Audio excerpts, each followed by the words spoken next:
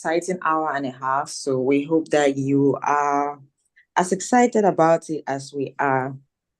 So officially welcome to our webinar series on AI in healthcare. Today's session 2. If you remember, we started last week.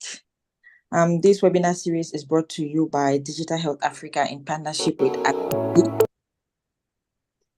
My name is Glenys and I am going to be moderating today's session. While we take another minute or two, just until about 5 minutes past 4 p.m. West African time, for others to join us, please say hi in the chat, leave your name and what country you're joining us from. And especially, please tell us if you were here last week so we can give you a shout out.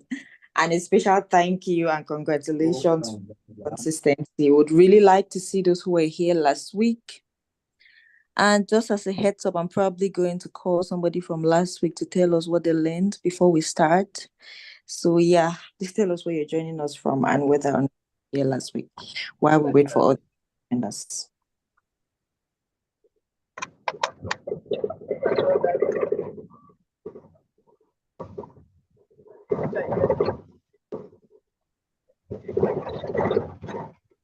Hello, Josiah. Welcome. Hi, Ajo. Hi, Ndefon. Is that Ndefon? I know. I think so. Thank you for joining us today. JTNet. Yeah, Josiah is from Ghana. He wanted us to know that. Dr. Abraham from Ethiopia.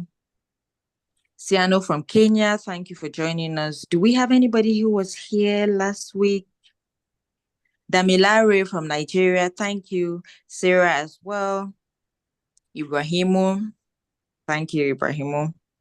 And Cindy and Hussein.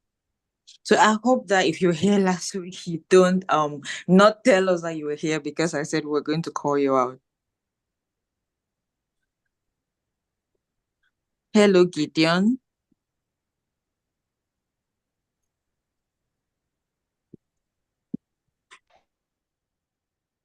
Great, Ndefon. I'm actually excited to see you today. Chepo from South Africa. Chepo, I'm sorry, I'm going to call you out just in a minute or two to tell you, to tell us something that you brought, you learned from the last session.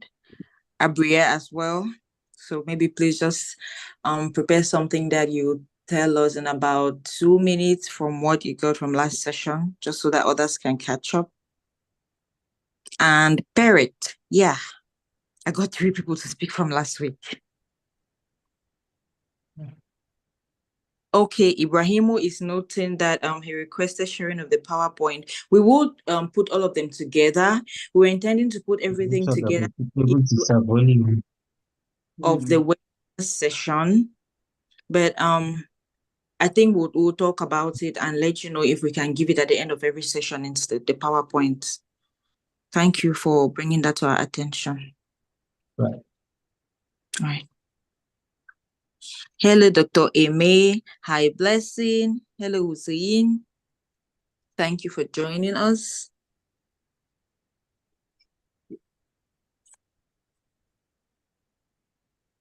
Do we have any more people in the waiting room just so we can have an earlier start today? Maybe Vivian, just give me a thumbs up if you'd like us to proceed now.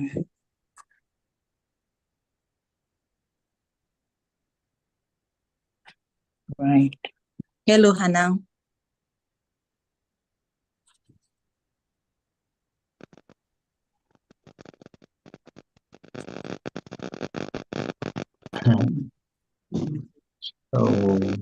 Hi. Hello, Mary. Hi, Baliku. All of Philip. Joscaline.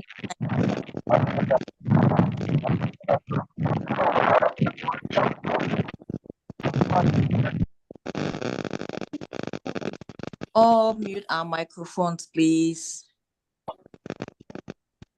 Please do make sure your mic is muted. Thank you.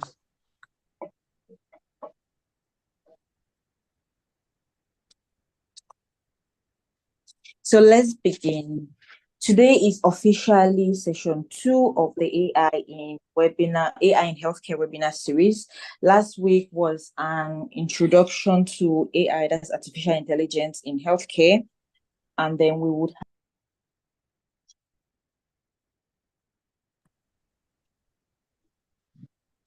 hello, and let us begin officially. Like I said, today is session 2 of AI in Healthcare webinar series.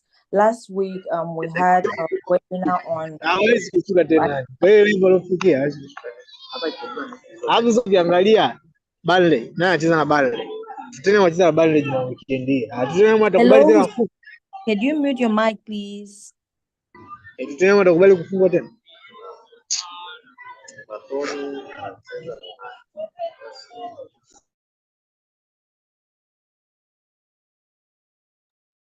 Thank you. Last week was on an introduction to artificial intelligence in healthcare. We would have a couple of attendees from last week tell us about what they learned. And this week would be on an introduction to machine learning and its applications in healthcare. So just as a recap, this is not an in-depth hardcore machine learning session, but we do think that as health professionals, we make up the majority of our audience. We need to have an exposure to these concepts and how we can eventually apply them in healthcare. So this webinar series is brought to you by Digital Health Africa and Academic. We had an elaborate introduction of both organizations during the last webinar. So I wouldn't say much about them today, but just as a highlight, Digital Health Africa it's a non-governmental organization that is dedicated to pushing the digital health agenda in Africa forward via media and publication strategies. So this is one of the many things that we do, including building a community of digital health professionals. We host a podcast. We have other digital health initiatives. We collaborate with digital health organizations, and there's just a lot more that we do. On the other hand, Academic is the Africa Canada Artificial Intelligence and Data Innovation Consortium. Is made up of a group of organizations in both Canada and Africa who are pushing forward the agenda of using AI responsibly to mitigate challenges in healthcare, including climate change and climate disaster and things like that. So last week we had a representative from Academic come to speak to us. We even had the director, but today we would skip all of that and go straight to the knowledge transfer session because we believe that we have repeat attendees. So just before I call on, I hope that the attendees from last week are ready. Please prepare something for us, a minute or two. Just before we call on you, I would like to remind everyone of why we are having these sessions. Like I said, it's not some hardcore. We don't expect you to start building AI models once you leave this AI in healthcare webinar series, but we do expect that you would gain some understanding of AI concepts and the applications in healthcare, and that you would be inspired and equipped to contribute to AI-driven initiatives in your healthcare settings, in NGOs and meetings, in whatever setting you find yourself, that you develop interest in this and want to contribute to it. And also in particular that you would find this as a forum to network with one another. So last week we encouraged people to drop their the link to their LinkedIn profiles in the chat so that we could reach out to one another over the shared interest of AI in healthcare. So that said, I would call on, okay, yeah, so Dada, I will answer your question in a bit since it's mostly about DHA. Let us just focus on the session today. So can we start with Perret? Maybe just use a minute or two. You could leave it in the chat or you could unmute and tell us about something that you learned from last week's session on an introduction of artificial intelligence to healthcare.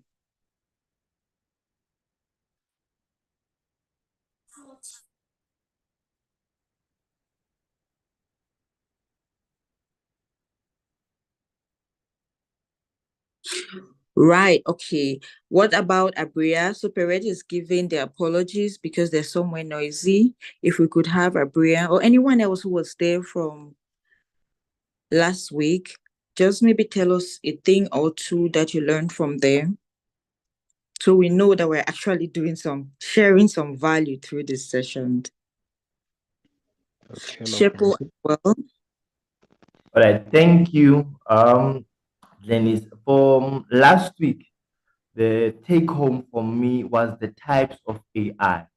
Now, bearing in mind that a practitioner like myself, artificial intelligence is fairly new to me. But last week actually, opened up what AI can be used for, especially in healthcare settings. How can we use AI to improve the outcomes of health within our working environment?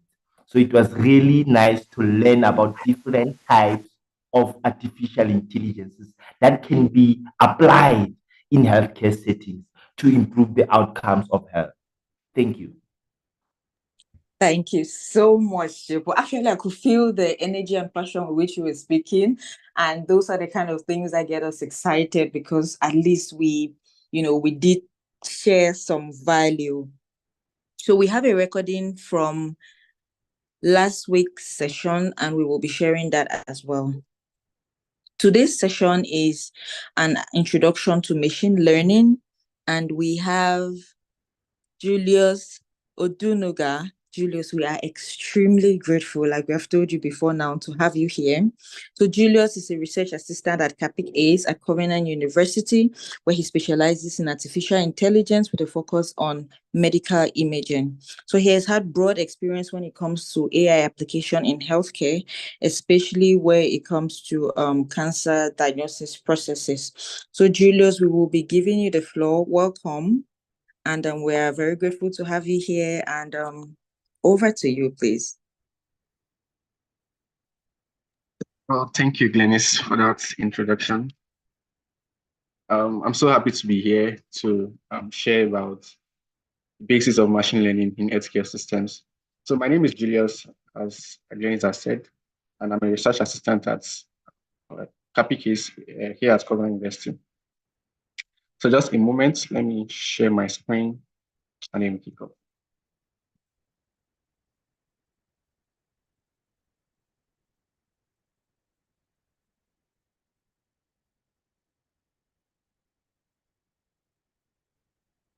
Yeah, I hope you can also see my screen. Yes, your screen is visible, Julius. Okay. This is the outline regarding my presentation today. So first we'll be talking about the introduction of machine learning. Then we move to what are the enablers of AI, especially in healthcare. Then we look at the various approaches of ML. Then look at some ML workflows, and then some real-world case studies. Then we'll talk about the challenges and limitations of healthcare at the moment. Then we'll look at the future directions of ML in healthcare. Then there will be question and answer sections. So just a quick recap.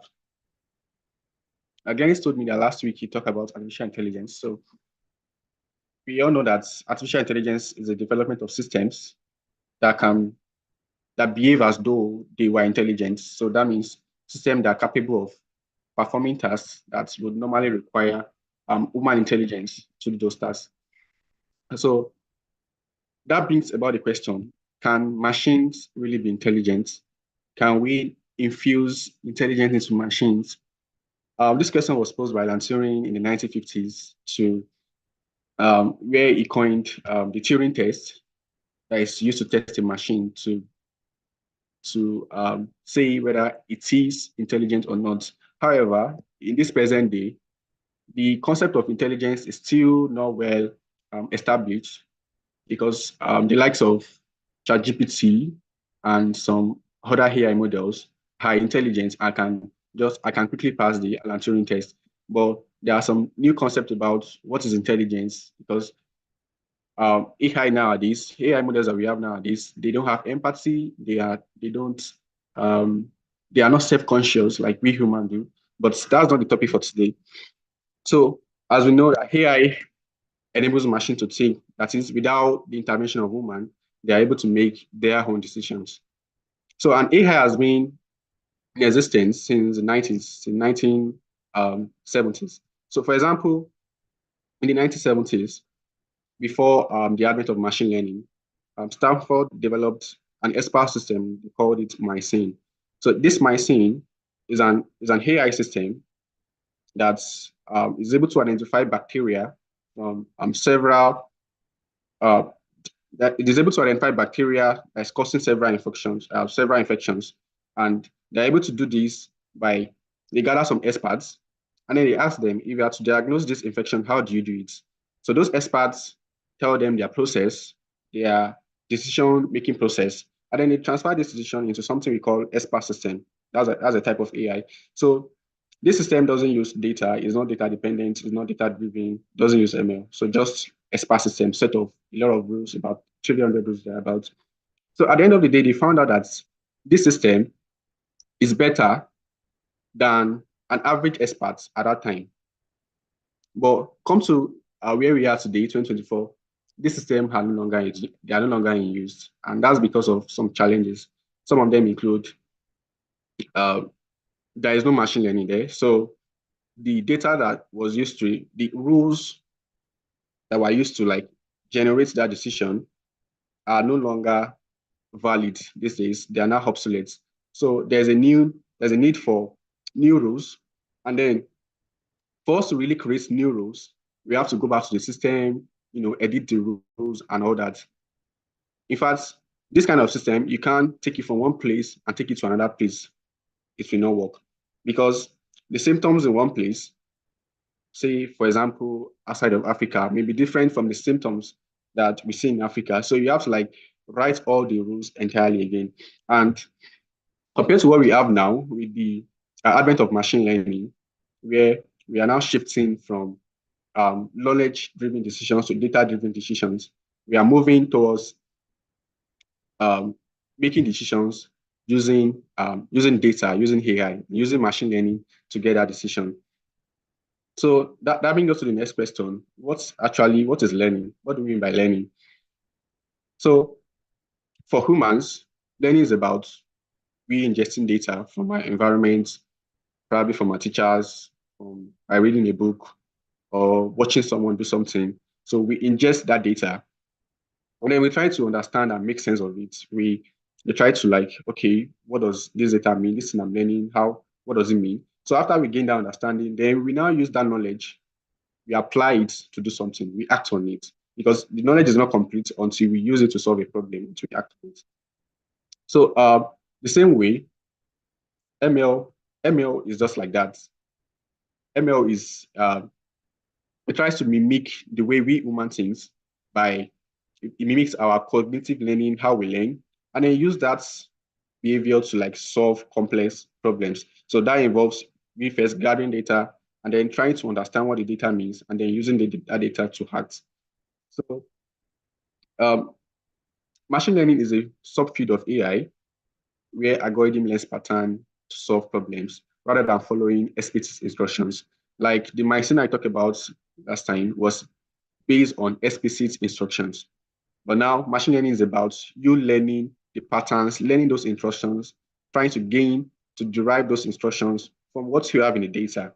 Now, mathematically, you say a computer program that can learn from experience with respect to some class of task T and with performance measure P, so that its performance at task T measured by P improves with experience E. So what this mathematical diagram means is that as long as you have more data, you are able to get a model that performs very well based on your own evaluation criteria, based on how you want to measure it.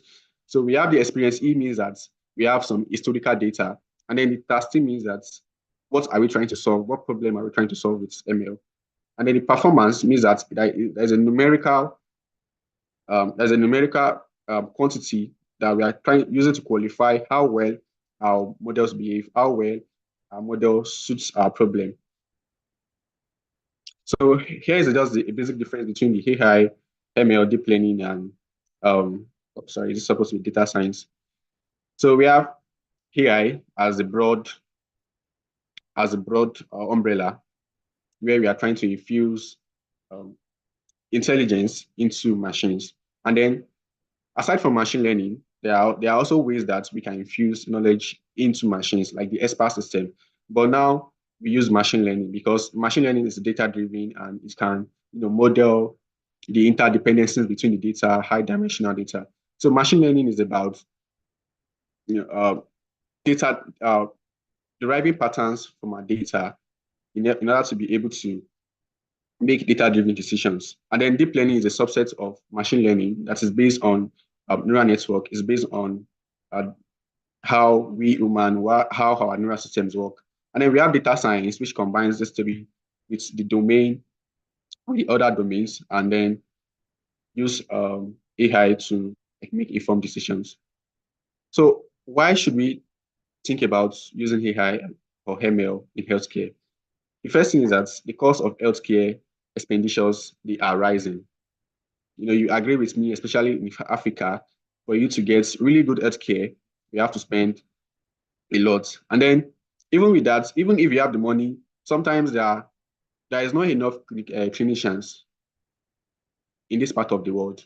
Say for example, radiologists, sometimes you go to an hospital, they have to say, oh, you have to come back next week, you have to come back next month, because the radiologist is not available. Probably he went to another hospital, and then the time I was booked for him in that hospital is probably once or twice in a month. So you have to wait.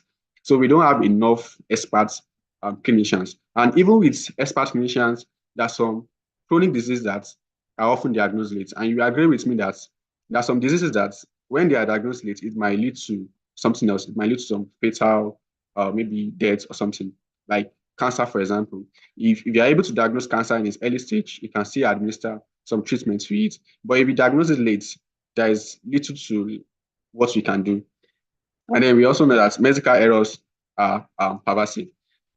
So what are now the enablers of AI and ML in healthcare?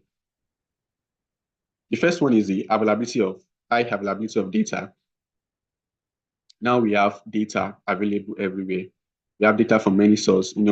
Before, in the olden days, probably they use paper and pencil to store their data. But now we are moving towards electronic health records, where we store where hospital stores patient records digitally using a computer. So we have this volume of data, and then with ML can help us to make sense out of it, to extract insight from it. Also, another enabler is the algorithm advances. We know that as the last decades, there has been, there has been new algorithms that have been developed from time to time, from neural network to deep learning to CNN to transformers that we have today. So new algorithms are being developed every now and then, and these algorithms are very robust, even to high-dimensional data. And then we also know that this algorithm are open source. You can go to Hugging Face and download any algorithm that you want. Some of them, some frameworks like TensorFlow, PyTorch, Scikit-learn, they are free to use. You don't need to write your own code from scratch. You can just go to the internet and then use this code. Also, we have increase in computing power. Unlike before, in the olden days where probably one computer can fit a room. But now your mobile phone is in your pockets, you have your laptop, you can use it to run code anytime. And then we also have cheap hardware costs. So we know that data is the fuel of ML. We have to know that data is the fuel for ML. Without data, there is nothing like machine learning. There is nothing machine wants to learn. So data is the core, is the heart of machine learning. We have to know that. And it's not just data, it has to be in volume, it has to be voluminous, and it has to be quality. So data can come in different forms, from tables, from images, text, videos, structured, unstructured. It can come in different forms. And sometimes it takes a lot of hard work to create good data and make it ingestible by ML algorithms, which is why, sometimes we have the data. Sometimes we have the data, but this data is not ingestible by a machine because it's not clean enough, or it's not in suitable formats that the machine learning can use. So we have to also work on that. But whatever it takes, it is worth it, because with quality data, we can build algorithms that are very, very robust. And these are some of the diversity of digital health data. Data can come in from proteomics, from protein-protein interactions. It can come in from lab tests. It can come in from wearable devices like your Apple Watch. It can come in from medical imaging like radiomics, like X-rays, MRI, and so on. It can also come in from social media. So we have this data coming in from different sources that we can use to make informed decisions in healthcare. So, but how do we actually learn? How do we learn? As human, how do we learn? Either somebody tells us, okay, a teacher teaches us, and then we are in the class, we listen, or we read a book, or we can also learn by watching others. By watching others do something, we can learn like that. And we can also learn by try and test, try and error, by learning by doing. So we do something, we look at, okay, I didn't get this thing right. What did I miss? Then you go back and do it again. And when you miss it again, you go back and do it. So that's try and test. So those are the two major ways that humans learn. So basically, ML systems learn one of these two ways. Either they learn by teaching them, by teaching them with data. So they look at the data and then they try to look at what's the data saying, or they try and error, which we'll be looking at very shortly. So that brings us to machine learning settings. Basically, we have 3 ML settings. The first one is a supervised learning. So in the supervised learning, it means that we have our training data, which also include our desired outputs. So what we are doing supervised learning is we are trying to train a model on a labeled data sets, emphasis on labeled data sets. Labeled data sets in the sense that the inputs and the outputs and the desired outputs, they are already known. So we know the inputs, we know the outputs. Let's say, for example, we are training a model to probably diagnose maybe cancer from a medical image, for example. Let's say we have an X-ray, and then we want the model to be able to tell, is there a tumor in this image or there is no tumor?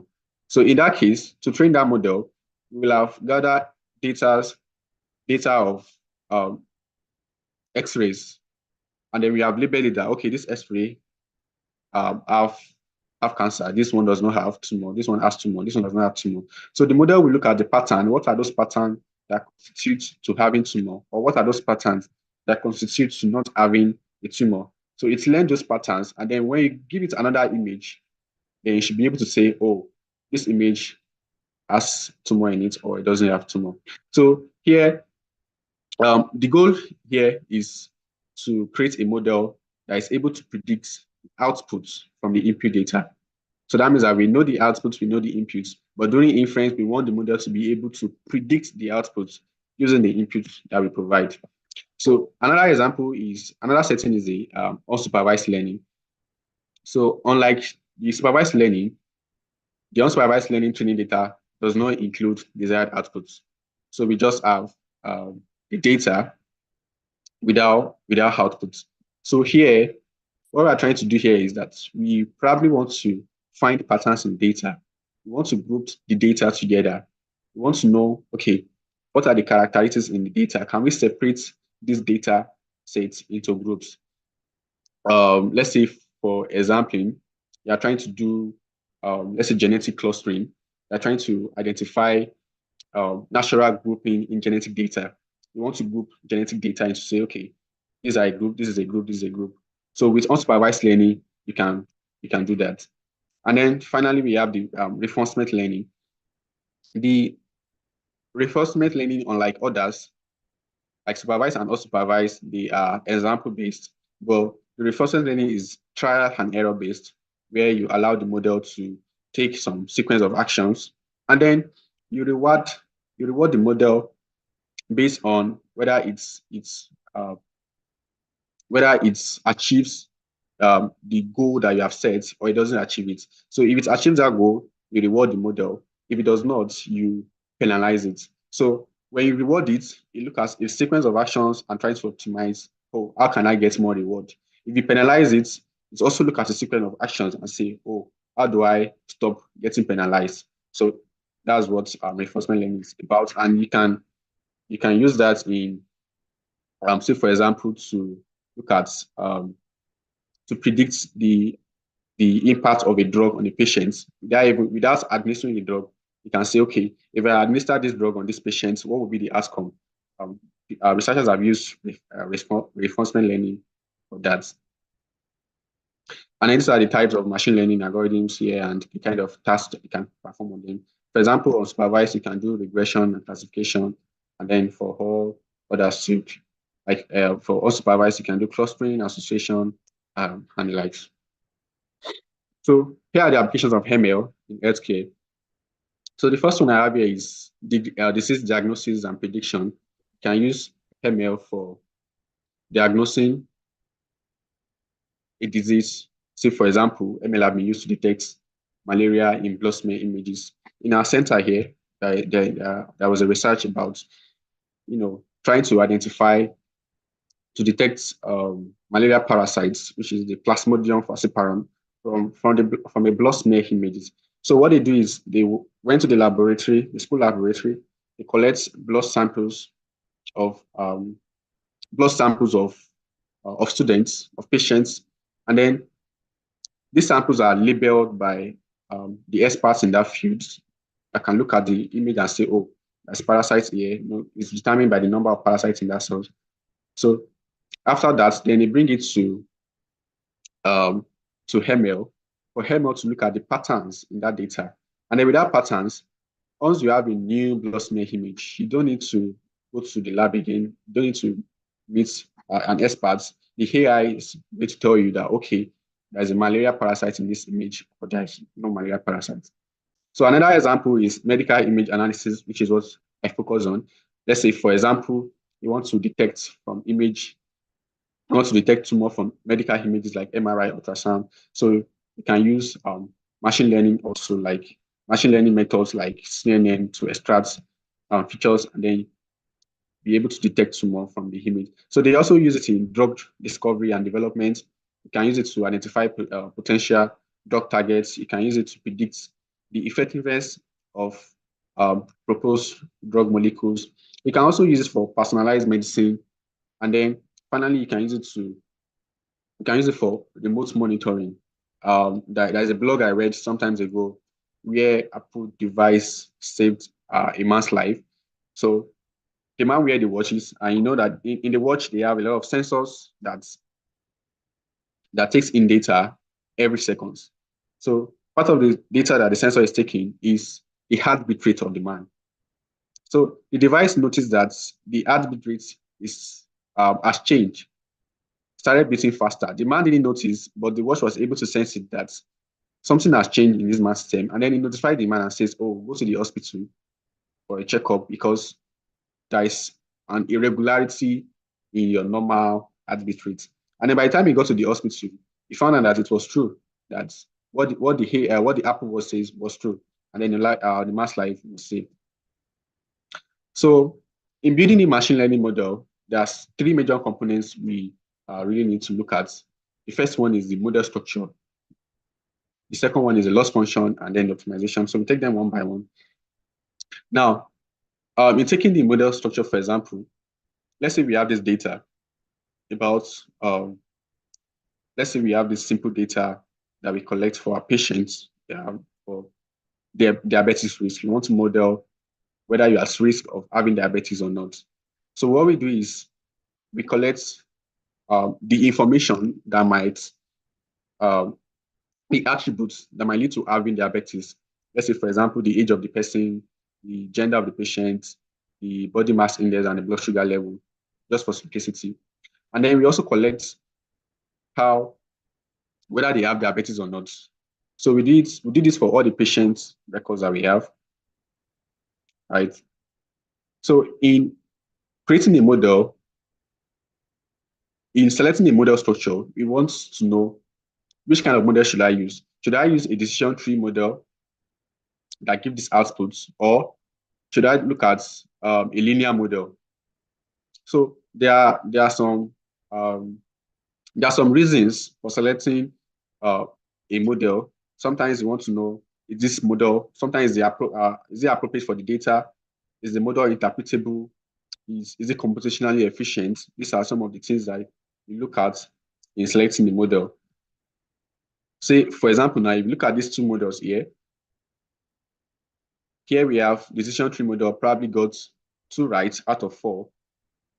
And in the same case too, this linear model gets the 2 right. It's got the first one right. It's got the second one too, the last one right. So sometimes it's not about you getting it right. It's about what kind of mistakes. But we'll get there shortly. So these are the list of some of the models that you can select from. There are linear models, decision trees, assembly of models. There are neural networks, SVMs, and so on that you can select. But they are based on there are reasons for selecting the model, like is it appropriate for the data? Is it computationally efficient? Is it interpretable? And that depends on what you want to achieve, your goal, the objective for the project. So the second one here is the loss function. So in the loss function, is a mathematical measure that evaluates how the model predictions, how it match the actual output that you want. So for example, in this case now, here, this first patient is at risk. And then we expect the model to produce a 1. That's what you expect. But in this case, it produces a 0. So the loss function is that mathematical measure that I used to evaluate it that, okay, does this model do well or it does bad? Sometimes you only care about the accuracy, like just get most of the answers right.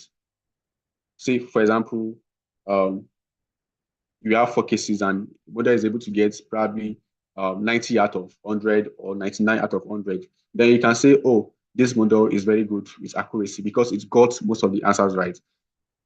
And sometimes look at precision, recall, and others. But then there are many types of mistakes. We know that this is actually, we are in health here, and some mistakes can lead to death, and some are still tolerable. Let's say, for instance, let's say we have 2 cancer patients, and then we built a model for cancer detection. And then for the first patient does not have cancer. In the real sense, the first patient does not have cancer. But let's say the model now predicts it to say, oh, you have cancer. So the risk there is that we might expose this person to probably, we might ask this person to go for further treatments like chemotherapy or the likes because the model says it has cancer. But now let's look at the second case where the person actually has a cancer. The patient actually has cancer. But then the model predicts it to be, you don't have cancer, you are fine. So in that case, we are actually kind of killing that person because if the person has cancer, the second thing is to go for treatment. But when the model now says you don't have cancer, it means that we are assuring that person that there is no need for treatment, which can be costly. Also, we can look at the likelihood, the posterior probability, the L1 and L2. Let's say we want to control the complexity in the data, the robustness, and so on. So the third component to look at is optimization. So in optimization is a way of, after we have selected our model and then we have selected a loss function, we need to train the model. So optimization is an algorithm for training the model. It's an algorithm for changing how the model behaves, algorithm for changing how the model learns from the data. So for example, we have gradient search, where we have gradient descent, we have linear programming, evolution algorithms, and the likes. So in selecting an optimization, we also want to know what's the size, what's the problem size, what's the complexity of the problem. The complexity of the problem will determine the kind of algorithms, optimization algorithm that will select. Let's say, for example, you want to kill a mosquito. If you want to kill a mosquito, you don't need a bazooka, you don't need a gun. Probably a slippers is enough to kill that mosquito. But then if you want to kill let's say a snake, for example, you might not need your slippers. You might need to find a machete or something stronger. So also, the complexity of the problem determines the kind of optimization we use. Then the convergence rate, how does the error decreases per time, also determine. Then we can also look at the accuracies and precision that we want. What accuracy do we want? What's the level of accuracy that we want? Then we can look at also the resource availability. What resource do we have for training? Do we have GPUs? Do we have TPUs? Do we only have CPUs? And how can we use what kind of resource do we have that will be sufficient for the data? And then we can also look at the trade-off between model simplicity and loss reduction. Sometimes a model will be simple, but it will not be able to generalize well. However, there are some cases where the model will be very powerful, but it's not interpretable. It's not simple. We don't even know what the model is doing. We can't interpret. We can't say for sure that this is what the model is doing. And that brings us to some machine learning examples. Let's say we have a process that is generating data where X is, let's say we want to model a simple data set about whether you have malaria or not. So our X is going to be, which is the input, will be the various symptoms that we are going to check. Maybe when you go to a doctor to check for malaria, the doctor will look at your temperature, they might look at your blood pressure, and all the likes. And then they look at all these variables and then come to the conclusion of whether you have malaria or not. So to build a machine learning system for that, we also look at that process. First thing, we look at the symptoms. Then our Y is going to be whether you have malaria or not. And then probably you do some feature engineering on the data. Maybe you get 4 binary variables and your Y to be 1 binary variables, as I have here. Let's say, for example, these are variables. So X1, X2, X3, and X4 are our symptoms. Let's say we are looking at 4 symptoms. Maybe temperature, your blood pressure, BMI, and the likes. And then we are looking at, when we get this, we want to know whether you have malaria or not. So to collect those data, we go to the Health Center and collect data of previous people that have come to the healthcare for malaria diagnosis. And let's say after we collect everything, we have this data, which we call our training sets. So after we have our training sets, the idea is that we want to build a machine learning model, or which I call a function here, that is going to take in the inputs. Now, in this case, X1, X2, X3 are the inputs. So it takes in the inputs, and then that function decides whether you have malaria or you don't have malaria. So as I said earlier, that there are many algorithms that you can select, but also a few things can go wrong, which is what I will be highlighting here. When you are building machine learning, especially for healthcare systems, you should be careful. There should be reasons for every decision they are going to make. And these are some of the things that could go wrong. For example, you learn something that don't match the process. So in this case, your performance will be limited. Your performance will be very poor if what you learn does not match the generalization. Let's say, for example, you collect when you are collecting data, probably you collect the time that the patient comes in for checkup, for diagnosis. And then probably coincidentally, those that came in the morning have malaria, and those that came in the evening do not have malaria. Now, if you feed this data to your model, the model is going to learn that representation, even though that is not what causes malaria. So anytime it sees a patient that comes in the morning, so it should be tricked to say, oh, because other patients that came in the morning have malaria, so you too are likely to have malaria. So those are some of the things we need to look at. That does our data, does it really generalize, does it really infer what we are trying to model? And also, like I've said, you don't log the right data. We also have your feature engineering loses some important details.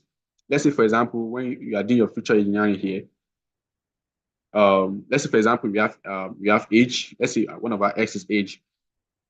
And And then we try to say, okay, try to segment them into children and adults.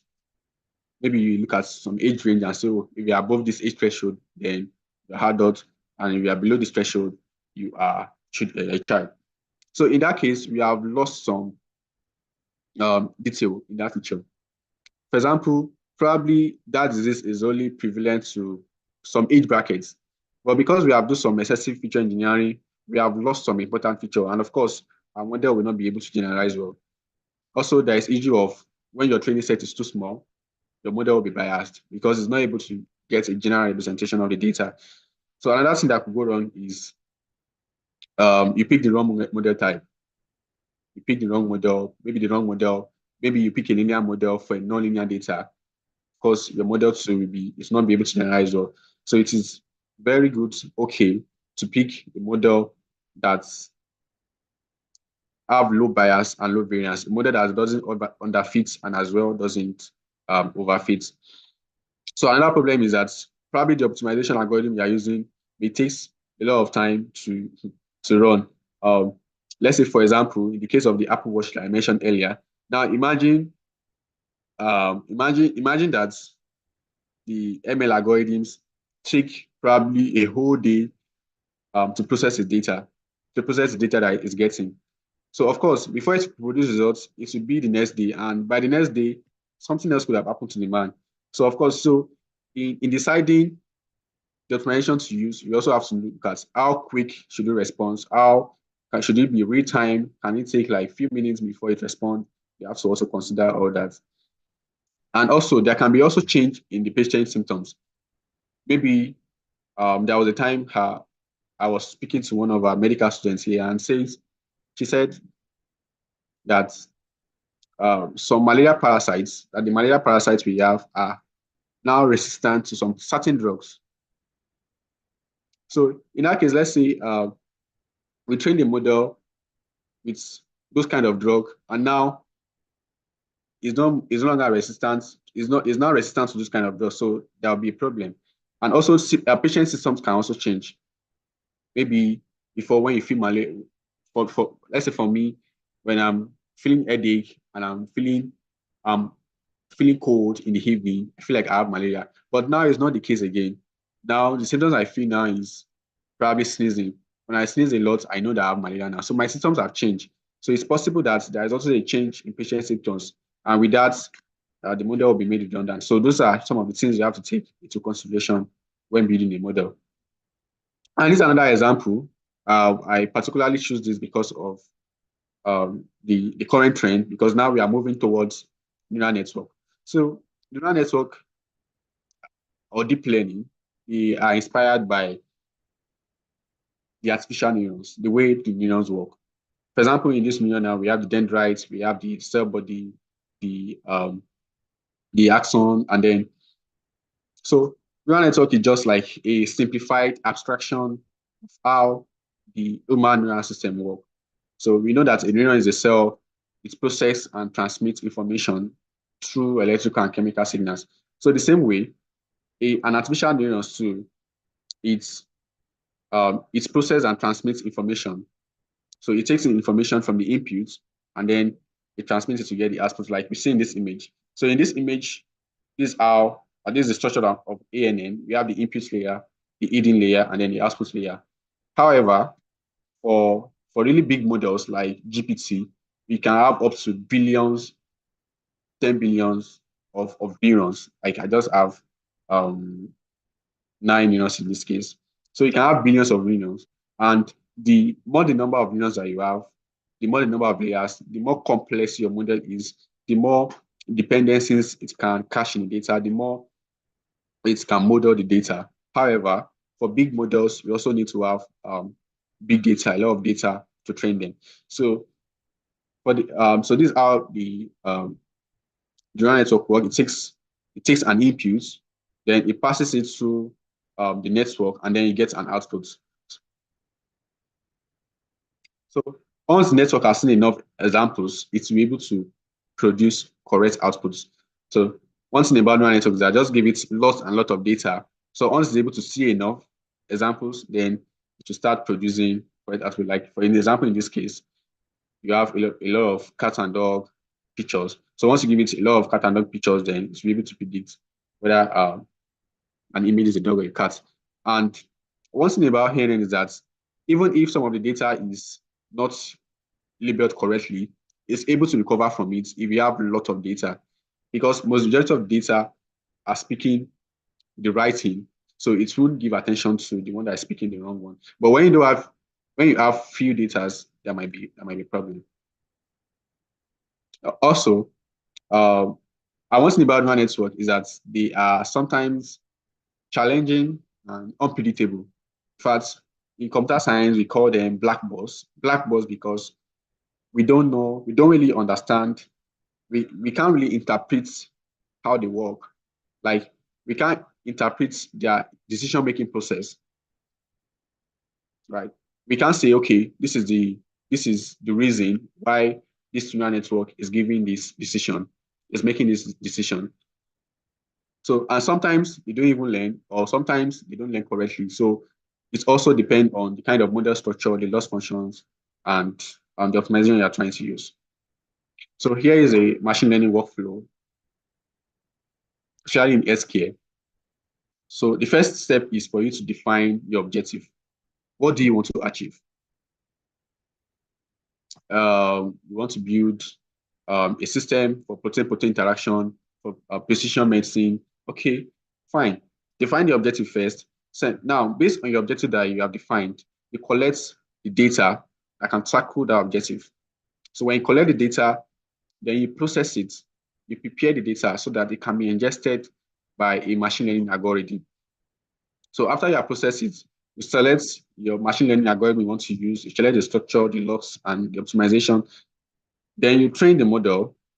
After you train the model, you test it to verify that, okay, the model really works the way you want it to work, and then you integrate it. However, this train and test is usually in cycle, because sometimes you need to do some experiments. You train, you test, you come back to train again, you change something, you test again, then you come back to train. It's a cycle, the train and test is a cycle, but once you get a good model that you're okay with, then you can integrate it into your workflow. So I have some case studies here. The first one here is DeepMind Technologies. So DeepMind Technologies is it's part of Google, and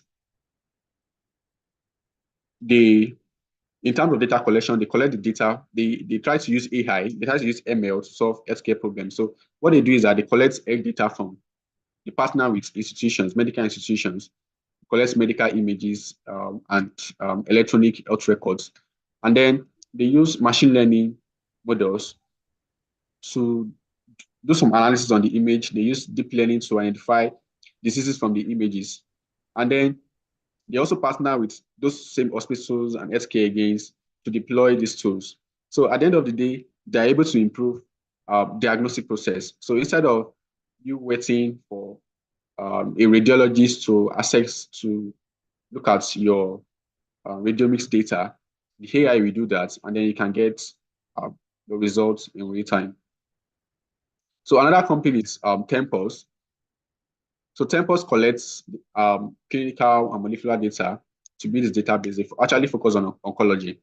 So what they use machine learning to do is they use it to drive the analysis of clinical data, combined with molecular data like genomics and proteomics, and then they use that for personalized treatments. We all know that our DNAs are different, so they use that for personalized treatment. And then for integration, the tools and insights are provided to our physicians through a dynamic interactive platforms, helping them to guide personalized treatments.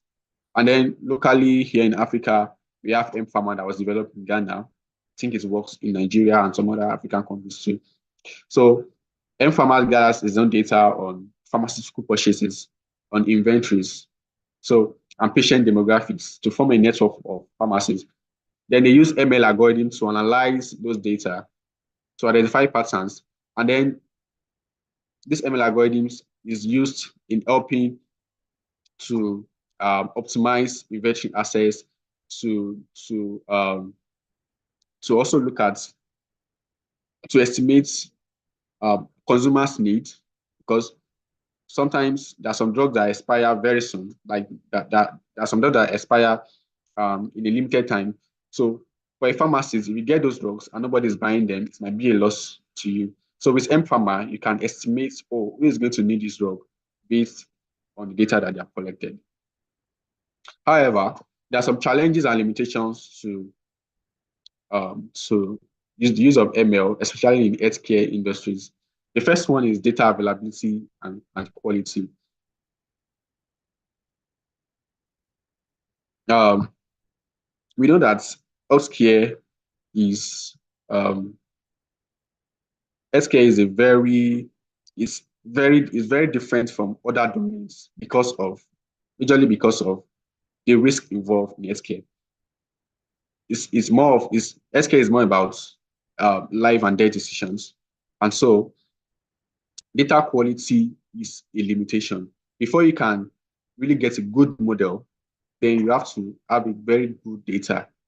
Otherwise, because if your model should make any small mistake, if your model is not robust enough to be right at all times, then it is likely that you will be affecting some customers in a bad way. And also there's issue of bias in the data. The bias comes from our societies, comes from us, and then we generate the data to feed it into ML. And of course, ML also learn those biases. And there's also the issue of safety and transparency.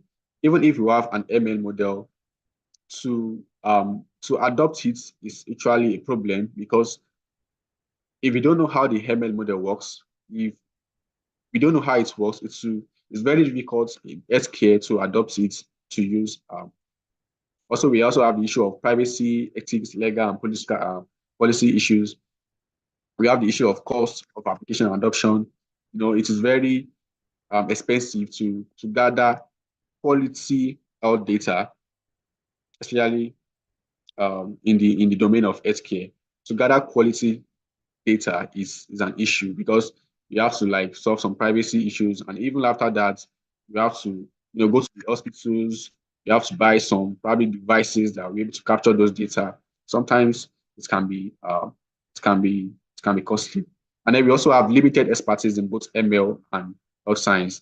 So for us to really build a good system in healthcare, we need expertise in both machine learning and also science. So it is difficult now. It is the experts in this area are very limited. We have people that are very good in ML. We have people that are very good in science, but there are limited expertise in both fields. And also we have the issue of funding. So what's the future direction of ML in healthcare? The potential of AI and ML for making healthcare better is indisputable. ML is going to transform the healthcare sector. As technology progresses, the integration of ML into healthcare system is expected to deepen. We'll have more personalized healthcare, more efficient and proactive medical care. Now, the question is, how do we integrate it successfully into our healthcare system? How can we really build a good ML system? How can we collect quality data? Then I also like to talk about this. Can AI ML take away medical jobs? The answer is no. Many fear that in the nearest future, maybe robots will take away their job. But in the healthcare system, the answer is still no. Because ML can only enhance the work of the radiologists. ML can only assist the radiologists at the moment. It can't take away their job. This is not the case in healthcare at all. So for instance, radiologists will use AI or ML, you use it to analyze image results, and then you'll be able to get faster results. Unlike you waiting for days, you can get your results quick time. But human oversight still remain very crucial in final diagnosis. And also, more and more sophisticated digital solutions will require the competence of a qualified medical professional. So no matter what, AI or ML cannot take away medical jobs. So in conclusion, ML seems to have very immense potential for healthcare application. So you can look at this link. This paper by Forizal last year is an excellent review in that regard. Also, ML are currently being implemented in numerous healthcare settings, from from prediction to prognosis to personalized treatment and all that. And there's need for experts in both ML and health science. There's need for expertise in both ML and health science for us to be able to build machine learning systems that will be able to work well in healthcare domain. We need expertise in both fields.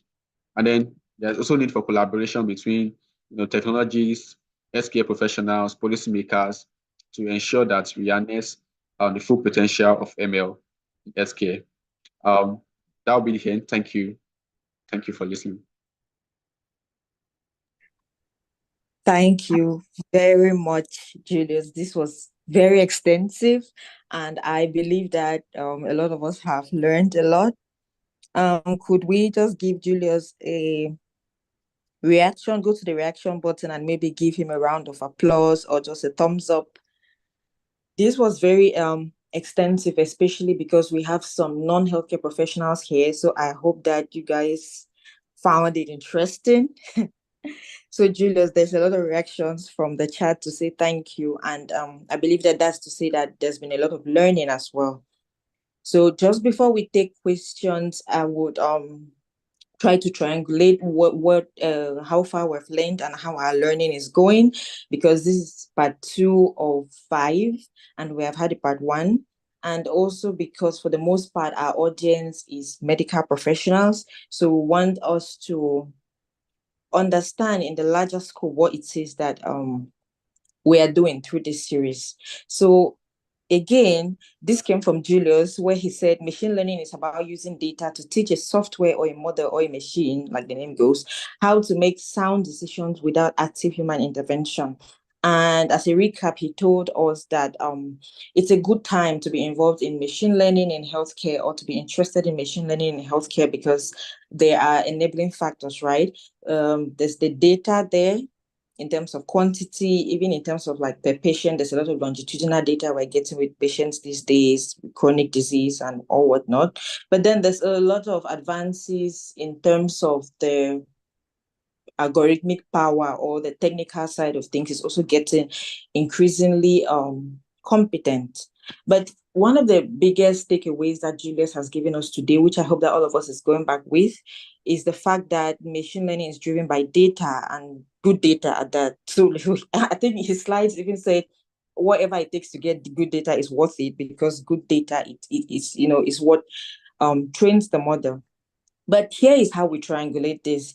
Last week, we mentioned that as a healthcare professional, one of our biggest roles to play when it comes to the AI revolution in healthcare is the fact that we can start by identifying healthcare problems. We are there at the forefront. We are seeing the processes. We are attending to the patients. We are seeing the loopholes in healthcare delivery. And one of the things that we can do is identify what these problems are and ask the question, how can AI solve this problem? In fact, last week, Dr. Mustafa went through a lot of examples of how AI is used in healthcare. And today, Julius is telling us about machine learning, a kind of AI, and how it works. And what I want us to keep in mind is, now that we know that machine learning is a kind of AI, and generally how machine works, it works on good data, as healthcare professionals, let's ask the question, how can a problem that I've seen be solved by machine learning? In fact, it was a good thing because Julius gave us all of these examples. He told us diagnosing malaria, medical image analysis, remote monitoring. I'll just take a minute, Julius, sorry, because we have a lot of healthcare practitioners in the audience who are not tech, right, to go through a number of the things that you brought. So for example, as a healthcare professional, what we see is our patient comes and we want to know whether or not they have malaria. But to Julius, what is important to him is to train a model, he would want to have, let's just say as an example, 1 million slides, and maybe half of them have malaria, and they've clearly said this is a slide with Plasmodium, and 500 of them, this is a slide without Plasmodium, which was what he was talking about, supervised learning and labeling, and which as healthcare professionals, it's not extra important for us to learn. But as a healthcare professional, we ought to know that that's the process that he uses, right? That he has some slides that have Plasmodium and not, and he takes those slides and puts it in a model, and the model is able to say all the slides that were named Plasmodium have this and this and this, and all of them who were not named Plasmodium have this and this and this. And so when he gives the model a new slide that the model has not seen before and that has no name on it, the model is able to say this is Plasmodium or this is not. It's the same thing for medical image. This has cancer, this doesn't have cancer. There's the algorithm is studying so many of these images, some of which we have explicitly say this image has breast cancer, and the other one was saying this doesn't. The algorithm goes there, and what he calls feature engineering is actually the algorithm going into the cancer mammography images and saying, okay, there's a hyperdense lesion, it's irregular, it's large, it's pervasive, and all of those things. And in the non-cancer mammography image, maybe there's no mass, or maybe if there's a mass, it's smooth, it's not irregular. That's what the algorithm does. So after looking at thousands and maybe even millions of these images, the algorithm, when you give it a cancer mammography image that you have not told it whether it is cancer or not, based on what it knows from seeing all the cancer images, will tell you this has cancer or this doesn't have cancer. Now, there's a lot of applications he gave us. But as healthcare professionals, again, our role is asking, what is the problem? From what I know about machine learning, can this be a problem that machine learning solves? What data is needed? Do I have the data? How can I have the data? How can I collect the data? The machine learning engineer will come in to design model structure and training and testing and validation and optimization and all of those things. So let us not be intimidated as a healthcare professional to think that if you do not understand everything that Julius is saying, it means you don't have a role to play. You have a huge role to play. I mean, remember what Julius said about the cost of accuracy, right? When he's training his model, he wants it to be accurate. But you as a healthcare professional, if he were training a model that had to do with cancer detection, you know that if this model said somebody has cancer when they don't, which is what is called a false positive, the consequences are huge, just like he was saying, because there's this mental, financial, psychological burden that you give on a person when you tell them they have cancer. But maybe as a machine learning engineer, he doesn't know, for example, maybe it's a lymphoma. He wouldn't know that the consequences are so heavy. You as a healthcare professional are the one with your medical background who comes in to say, we cannot afford this without. But on the we're training a screening a model that has to maybe screen to see your heart rate reading is irregular.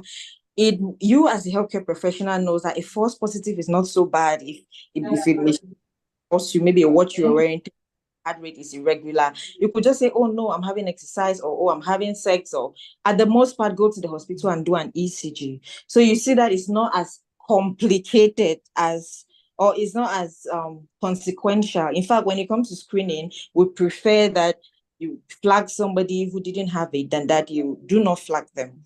So what is the message? Healthcare professionals have a role to play. Without understanding the complexities and every other thing, Julius told us we are the ones, in terms of even data availability and quality, that is something that happens in the hospital. That is healthcare professionals. He said multi-domain professionals there's a shortage of them. So as a healthcare professional, know that if you have knowledge on machine learning, you are filling a gap that exists. It's the same thing about human oversight of AI. Healthcare professionals, even when the AI is discovered, will still be the ones to use AI-assisted machines and AI-assisted all of those things. So you still need to have a knowledge of AI, which means that at the end of the day, what are we just trying to say? That as healthcare professionals, this is something that you should continue to engage us on and follow through with it. So at this point, we will take questions from the audience. So there was a question that came in really earlier, Julius, which was a bit technical, but I'll go through it. I cannot remember who asked it, but there was a question about what is an artificial neural network. Oh, okay. So an artificial neural network is a kind of a machine learning model that is modeled to behave like the human neural system. You know, in the human neural system, you have the dendrites, you have the axon and soma and the likes, where a neuron in a cell, it takes in information, it processes it, and then it transmits it to other neurons. So the same way ANN is modeled to behave like that. So in ANN, we have a neuron that takes inputs from another neurons, and then they do some processes on them, and then also transmit it to other neurons. So each neurons in the artificial neural system are doing different things. But at the end of the day, the goal is to have probably a predefined output to be able to model the relationship, the dependencies, the patterns in the data to give correct outputs. I hope that answers the question. Yeah, that question came from Shepo, and an associated question to that was he wanted to know what the emerging trends in machine learning were. I guess in healthcare, machine learning in healthcare, but what are the emerging trends? One of it is precision medicine, where we are now using AI to recommend a treatment that is only useful to that person, that is okay for that person, not just a general one. For example, you can get the person's genomics data, and then probably you're trying to target, I don't know what you call it, probably a disease. So you match the genomic data of that patient with the structure of what you're trying to target, and then you find the correct treatment for that patient. Now, that treatment may not be useful for other patients, but for this patient that you're interested in, that might be the best. And also, in computer vision, in medical image, now AI is now being used to be able to classify, to be able to detect, to be able to also localize where the tumor is. For example, the research I'm working on, I'm building a system that is able to say, okay, this image, this medical image using ultrasound has tumor in it. And not just that, it also masks out the place where the tumor is. It also tells that this is where the tumor is. This is why I'm saying it has this tumor, because I look at this location and I found out that's different from the normal cell tissue. I hope that answers the question. Right. Yes. Thank you, Julius. Edward was giving a contribution to say that every other data form is considered unstructured, such as lab results and images and continuous writings, like in clinical notes. The important thing to note here is that the way the machine understands structured data is very different from the way it understands unstructured data. Thank you very much, Edward, for that contribution. Julius, is there something you want to react to that? Yeah, so that's like a perfect answer, because the way we see data is not the way computer sees them. You know, we can see unstructured data and make meanings out of it. But for computer, it is very difficult to, to make meanings out of unstructured data. So unstructured data are data that comes in images, that come in text. They don't really make meanings until you, as a practitioner now, try to extract the meaning from them. Say, for example, you have a lab test. In the lab test reports, you might have the temperature of the patient. You might have some other data about the patient. You might also have like the symptoms that the patient is showing. Now, to convert that data from the unstructured format, you need to like have a table and say, okay, for the age, then you record this out digitally so that the computer will be able to make sense of it.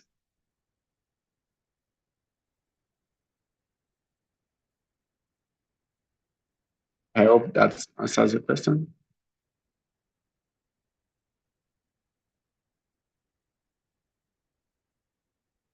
Hello, Glenn, are you there? Yes. So we do have a number of questions, but we are running out of time. And we have Blessing here from Acadic. Acadic is a partnership organization with whom we're doing the webinar series. So maybe we would have a word from Blessing and we'll come back to a couple of questions in the chat just because we're running out of time. So Blessing, please, you have the floor. All right, thank you very much. Hi, everyone. I don't really want to start bugging the because he was talking about the speaker was speaking about something that I'm very passionate about, and I work every day. So I wanted to, like, you know, make some contributions to what he did. An interesting one, and thank you, Mr. Speaker, for what you have done. Very interesting contribution and all that. But I just wanted to, you know, just give some few contributions, which Olutola, I guess, must have actually talked about. I remember she was trying to tailor it down to medical terms so that people that are in medicine can understand. Like where you were talking about your model, so you were just mentioning model, and to someone who is in medicine, he might interpret model in different ways, and without understanding that what am I even talking when I say model. So trying to distinguish the difference between an algorithm that you use to build a model and the model itself.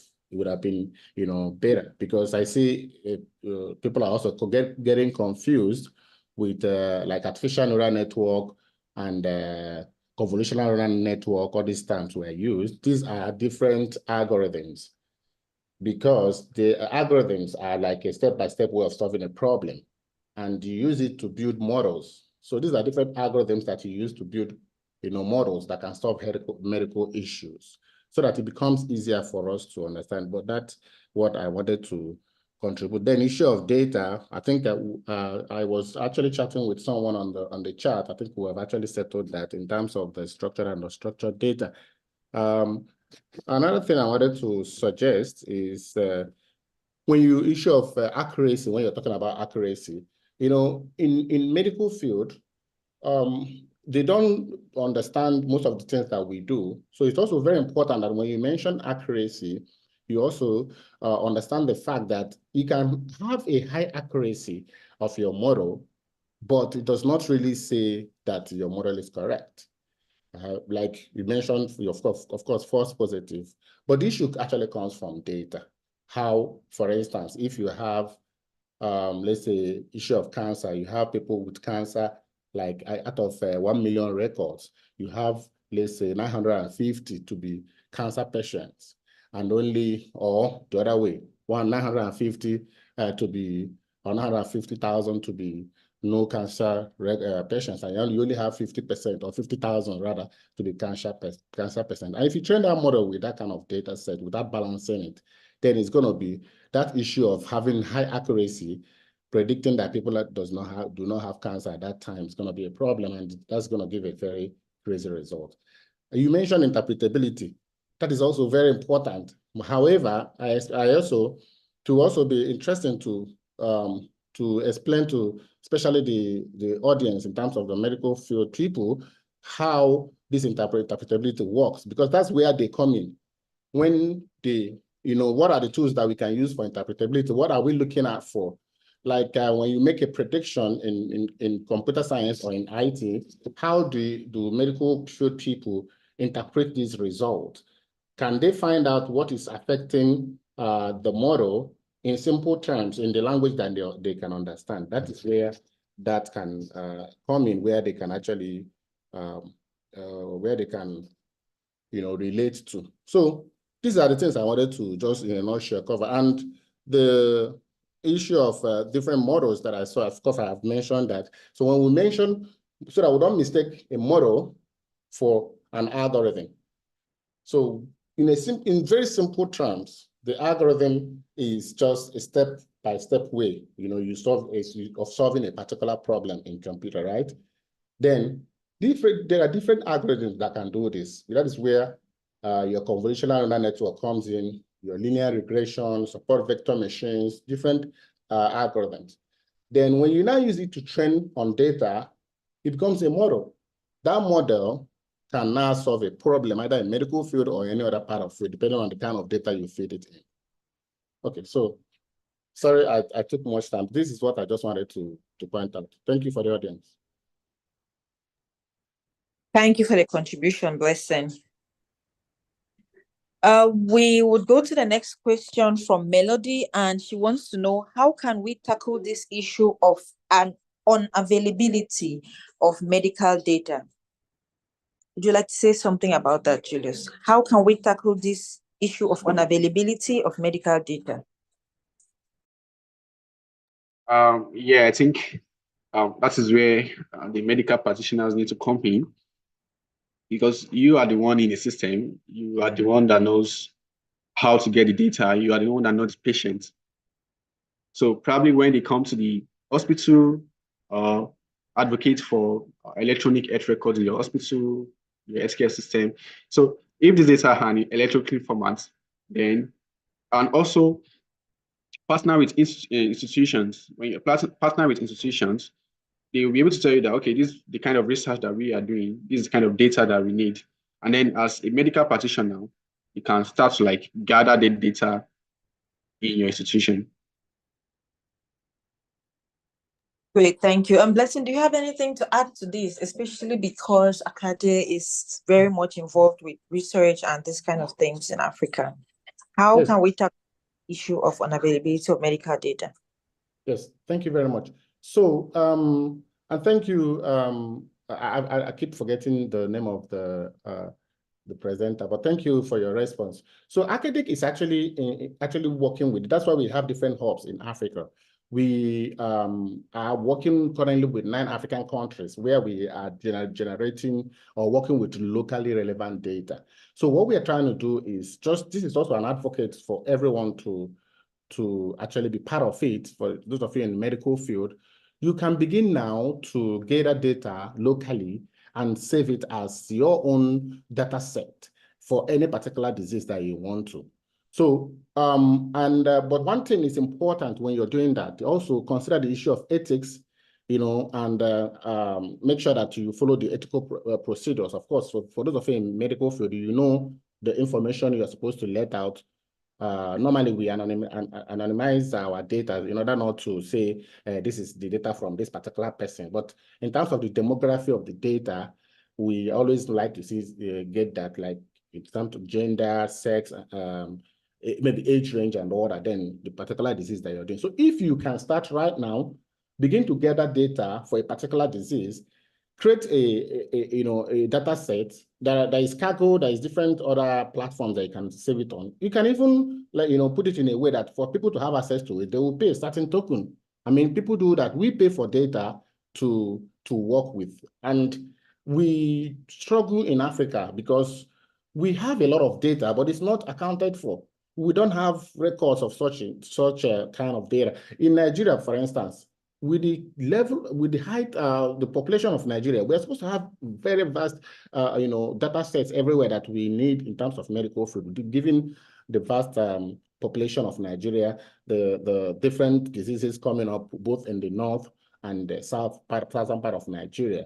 But we don't have access to such things. So if we have medical practitioners who are on ground, when you treat patients and you're gradually gathering this data, over time, you will see that you have gathered a lot of data that people can pay for. I mean, people can pay for it. We are in their need of this data because this is the only way we can build models that can solve African problems. So that is what I have to say there. Thank you very much for bringing that to my attention. Thank you, Blessing. So, Maimuna is asking about we'll take this last question from Maimuna and then we'll close. But for the rest of the questions, we will share the answers via social media. So please follow us via social media because we are short of time and cannot take all of the questions. But Maimuna would like to know, could you share some open source data sets through which on which she could train models? She's probably a machine learning engineer or something like that, I would guess. So are there any available data sets that you could share with her? Yes, there are some data sets that are really available. You can just go to Google, you can check Kaggle, for example. So on Kaggle, you have vast amount of data sets. And if you want local data sets, you can look at Zindi.Africa. And then if you are really interested in medical data sets, you can get some at the UCI data repository or the UCL data repository.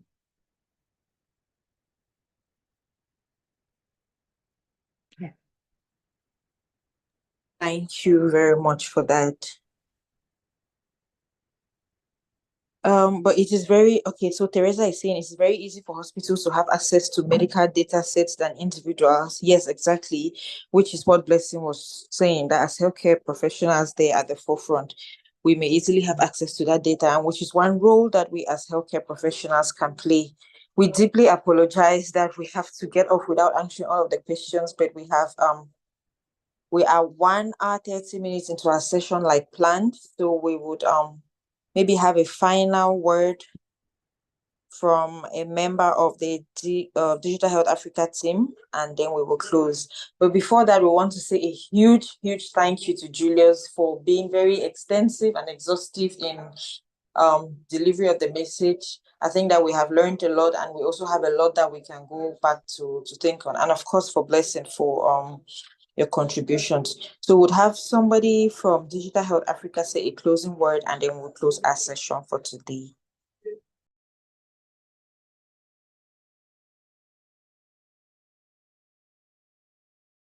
Before that, can I ask a question? Yes, now I cannot say no, yeah. So please go ahead.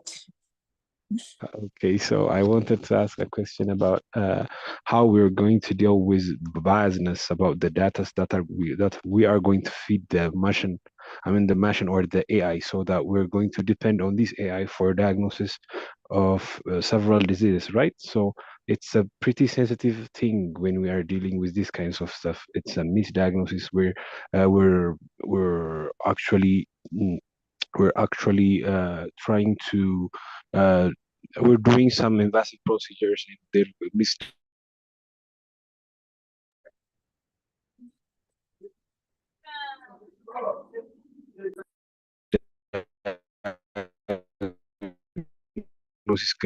Problem deal with the biasness of the data or the data source that we're going to feed the AI, so that if the data is biased, then the AI that we developed can be also biased, and it can lead us to some critical stuffs, like it can lead us to some bad things could happen, right? So I just wanted to ask that question. Julius, do you have a reaction to that, please? Okay, yeah. So as you have rightly said, the bias comes in from the data. And that's like a reflection of our real world. In the real world, there is biasity. There is a lot of bias in the real world. And then we also model this bias. It enters the data, and of course, the model pick it from there. So one way we can eliminate that bias is by having by diversifying our data, by having our data coming in from diverse representations. And what we can also look at, there's some work on bias detection analysis, where you look at the variables that you collect in your data and check, is it variable bias? Is it biased? For example, like maybe you have a variable about ethnicity, you may want to normalize it so that the model doesn't favor one ethnic group and then unfavor another ethnic group. So you might want to look at the variables that you are collecting as well. And also you can also do some algorithm approach in your algorithms. There are some things that you can do in your model to be able to fight bias by using some regularization techniques. You can use that also to eliminate bias. I hope that answers your question. Thank you so much, Julius. Thank you. So I'll just give a final remark since I'm a member of DHA and we're running out of time. And the remark really is just to say thank you to every one of you for joining us, especially those who were with us last session and are with us here again today. Thank you for your commitment and your consistency. We hope that we're delivering value to you. So next week we will be having the third session of the AI in Africa in Healthcare webinar series, which will be introduction to healthcare data modeling. We would have it on Friday next week, yes, same day, same time, and via the same link. And we hope that you will join us. We promise that, as usual, we'll do our best to deliver value during that session. Thank you, everyone, and have a nice rest of your day. Bye-bye. Yes, we keep getting the PowerPoint question. You will have a collection of all of the PowerPoints that we had during the series, and we will deliver it to you at the end.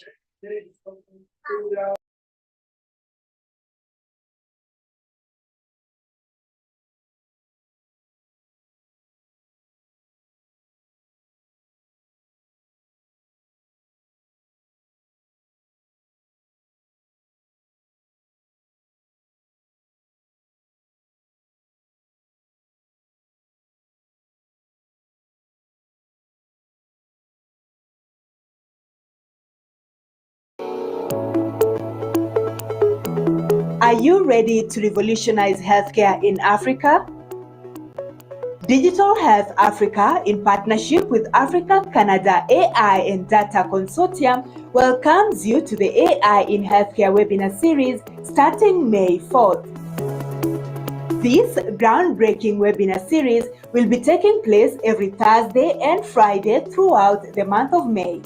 Led by experienced instructors and industry professionals, this series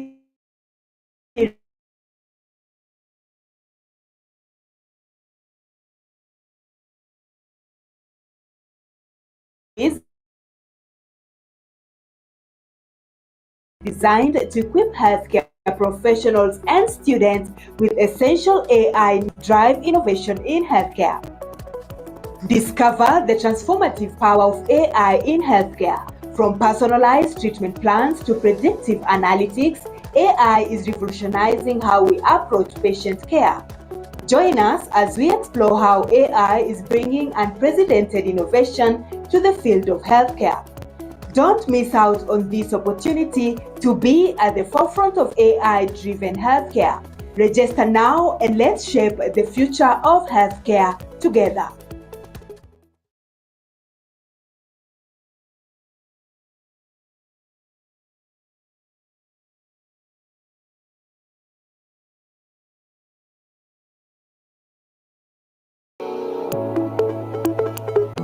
Are you ready to revolutionize healthcare in Africa?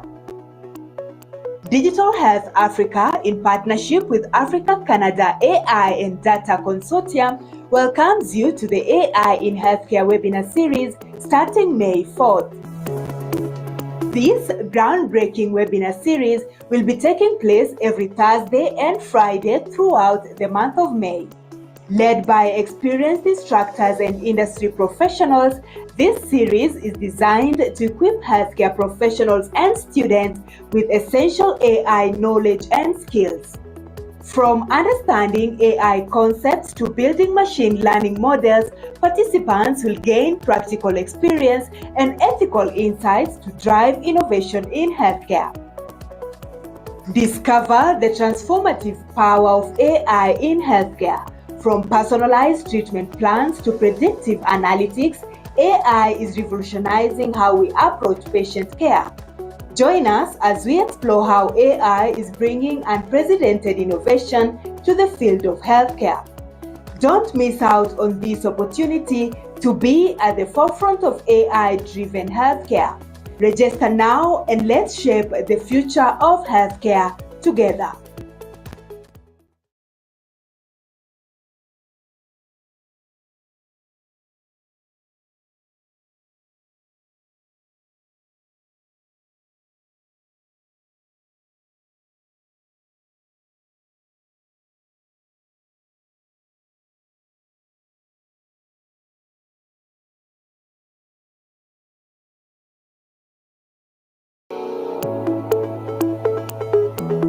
Are you ready to revolutionize healthcare in Africa?